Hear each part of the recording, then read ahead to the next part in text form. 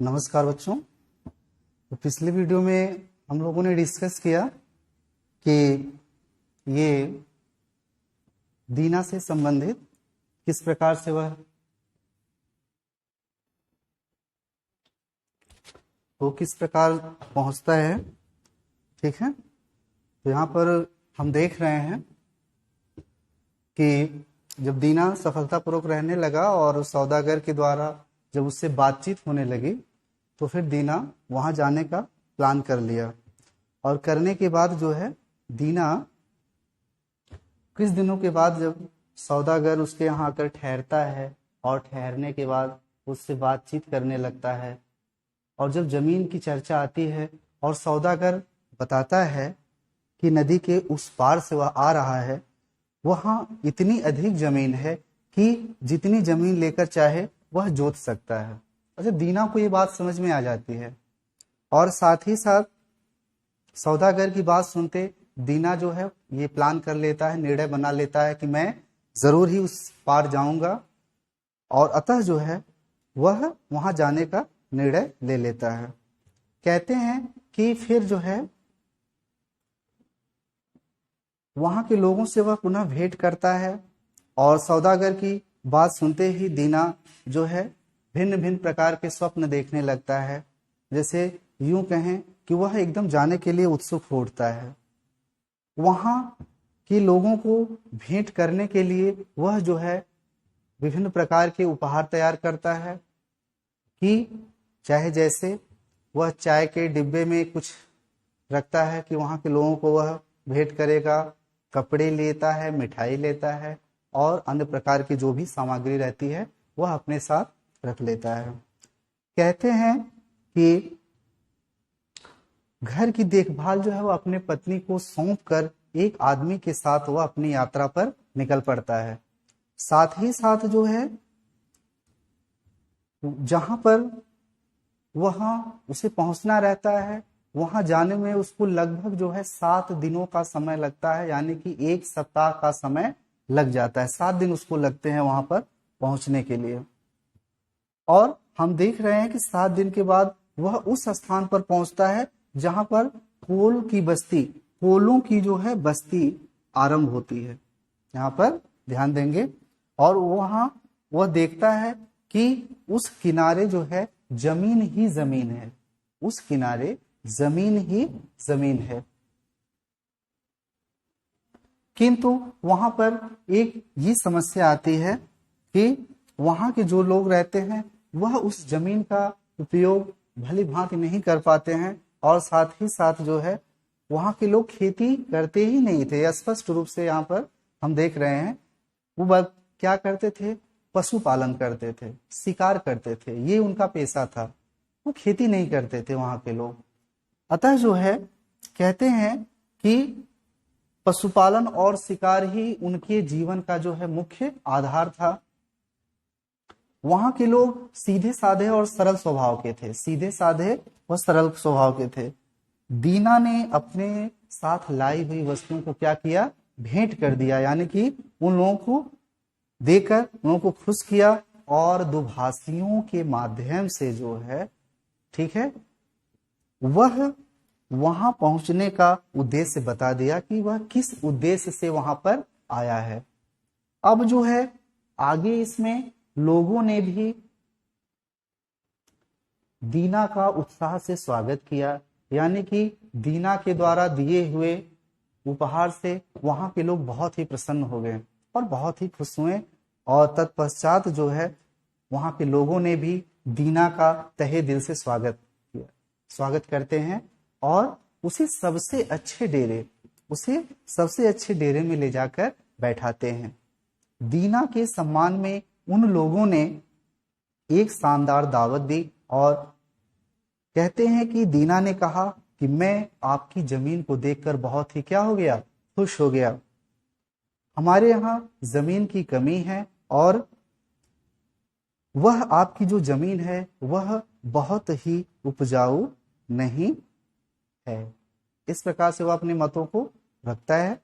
इसी समय एक आदमी जो है, जैसे जब आपस में वार्तालाप करते हैं उसी समय एक आदमी जो है इस आदमी की जो विशेषता बताई जा रही है कि वह रोएदार बड़ी टोपी, ठीक है, रोएदार बड़ी टोपी लगाए वहां आता है, और आने के बाद सब उसके सम्मान में खड़े हो गए।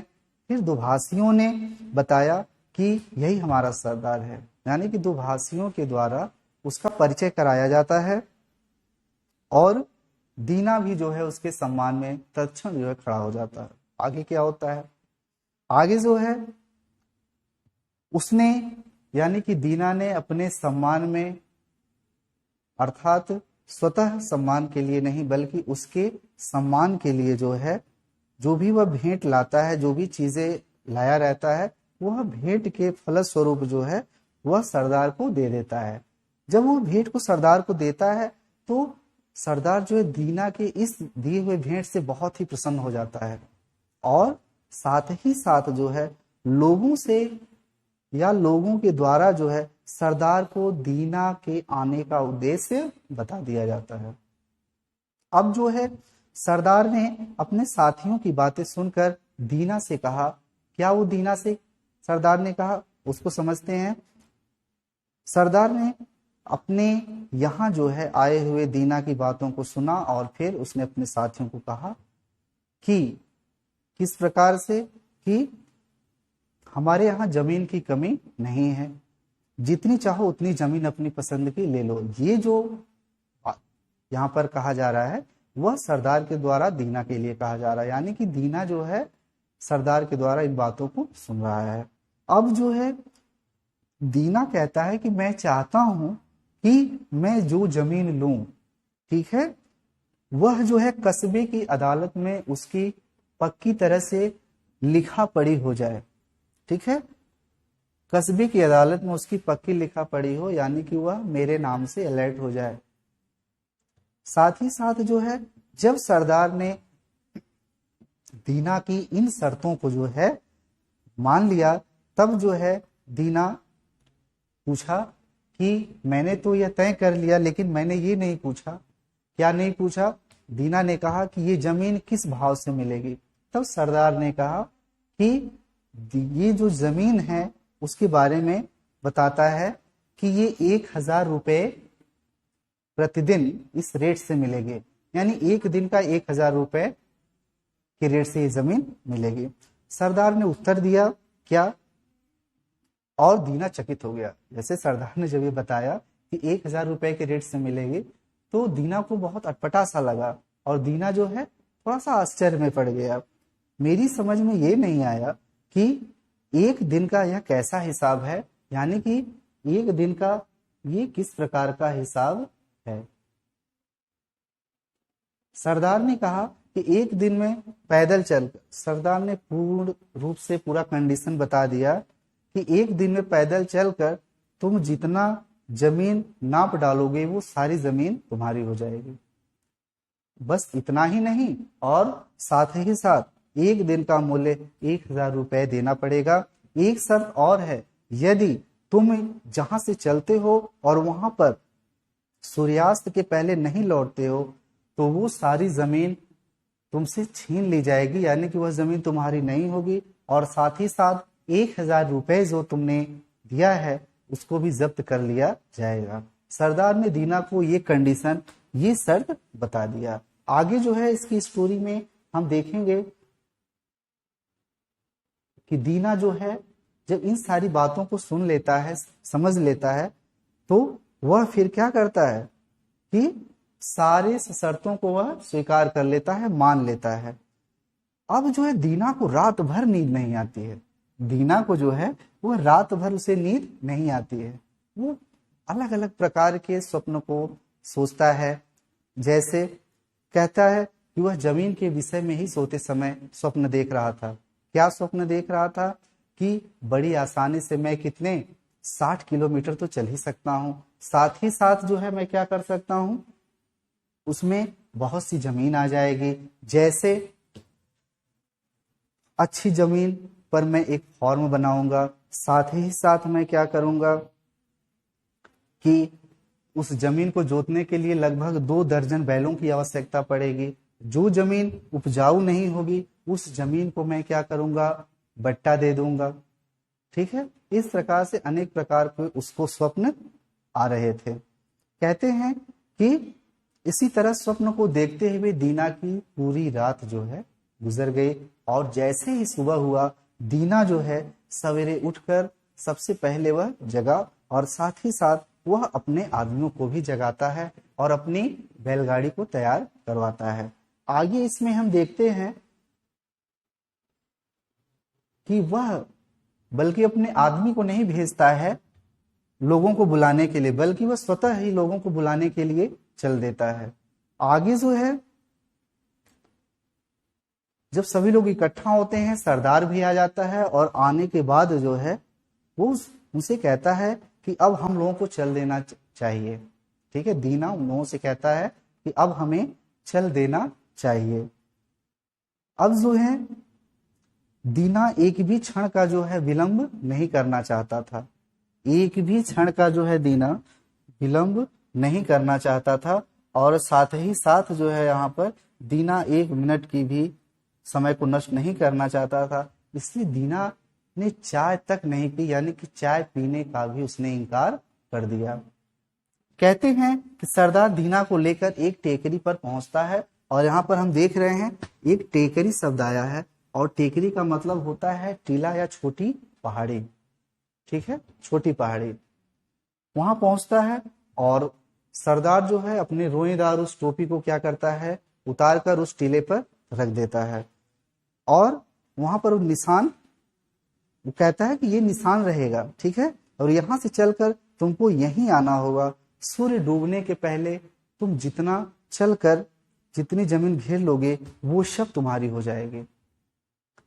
दीना ने 1000 रुपए गिनकर उस टोपी पर रख दिए। एक रुमाल में रोटियों को रखता है, पानी की बोतल ली और फावड़ा भी ले गया। उसने धोती को कसकर जो है बांधा, आस्तीनें चढ़ाकर चलने को वह तैयार हो जाता है। साथ ही साथ जो है वह ये तय ही नहीं कर पा रहा था कि वह किस दिशा में चलना स्टार्ट करे, किस दिशा से वह जमीन को नापना प्रारंभ करे। इसके बाद जो है कहते हैं कि वह पूर्व दिशा, उसके लिए समय का बहुत ही कीमत था।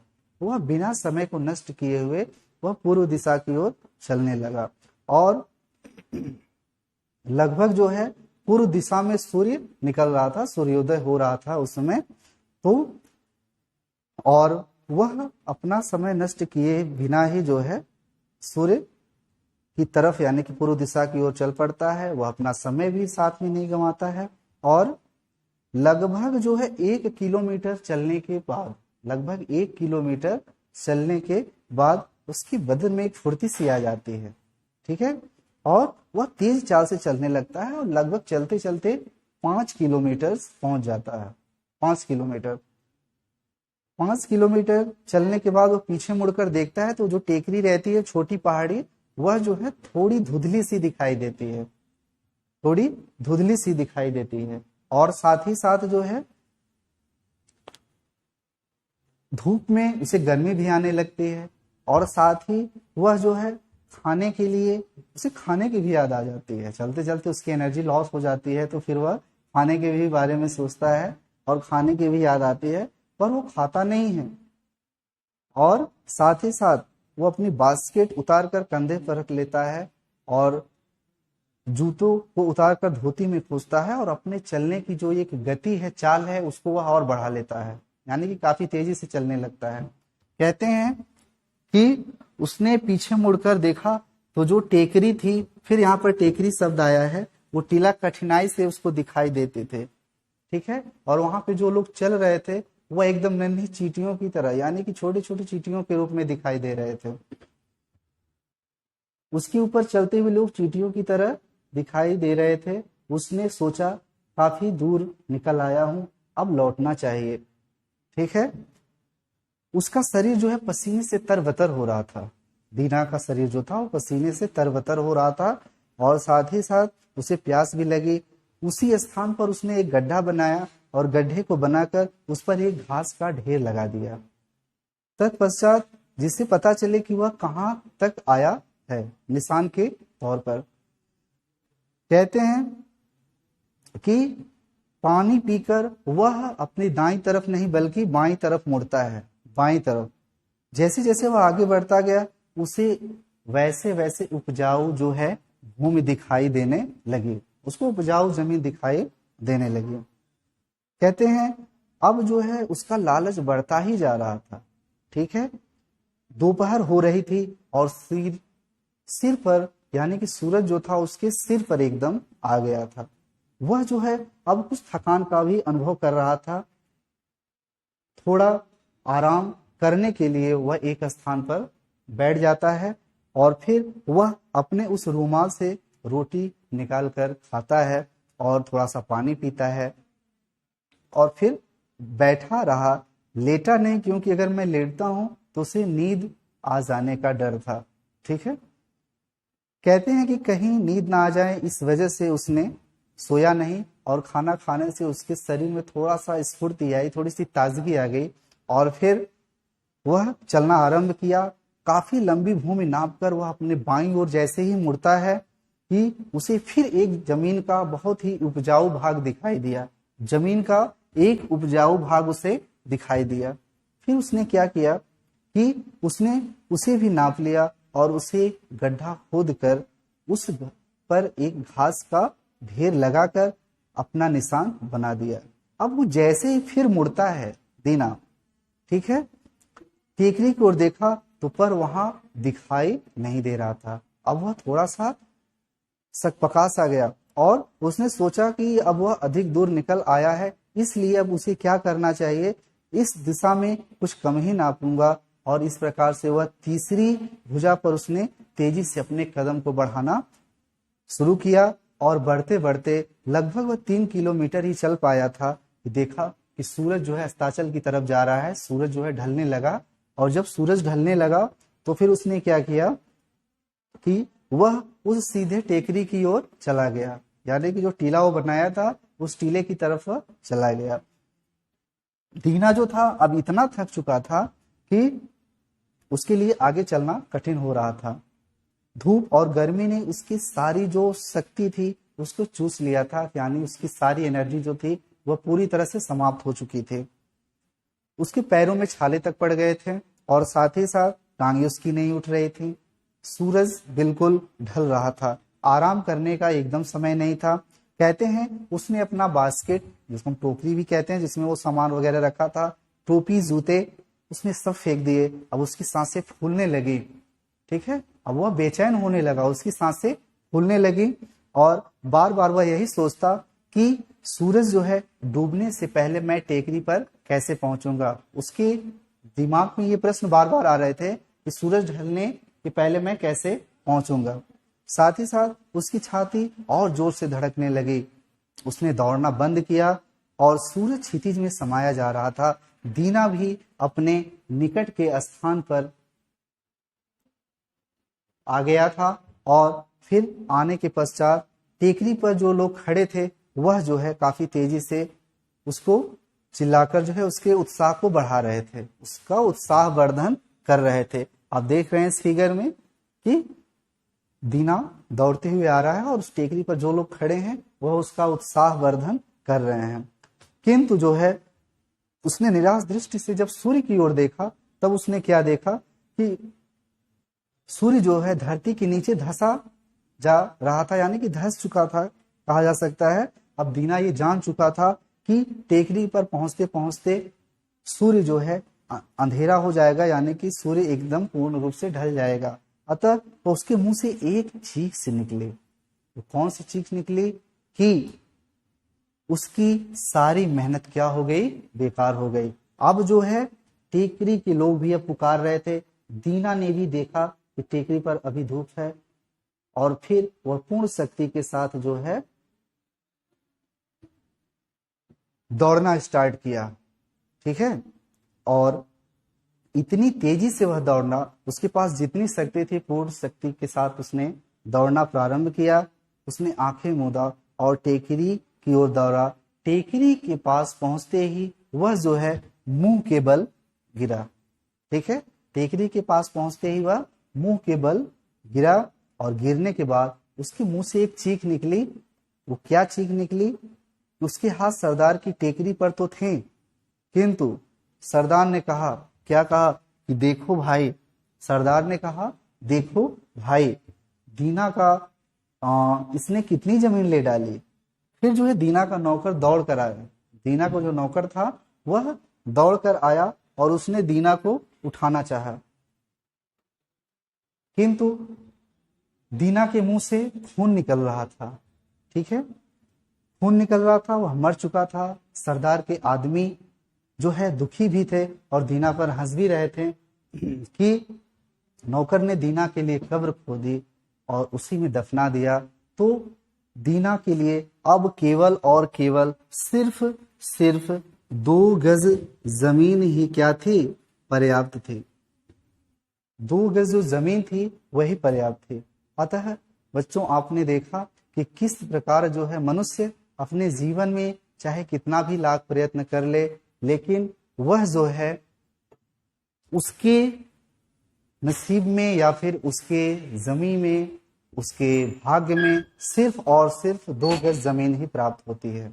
इसलिए हमें अपनी आवश्यकता के आधार पर या आवश्यकता के अनुसार ही कार्य करना चाहिए, अधिक लालच नहीं करना चाहिए। तो ऐसा हम उम्मीद करते हैं कि आपको यह बहुत अच्छे से समझ में आया होगा और इसका स्वतः आप अध्ययन करेंगे और भी अच्छे से समझेंगे। हम फिर मिलते हैं अगले वीडियो में, तब तक के लिए धन्यवाद।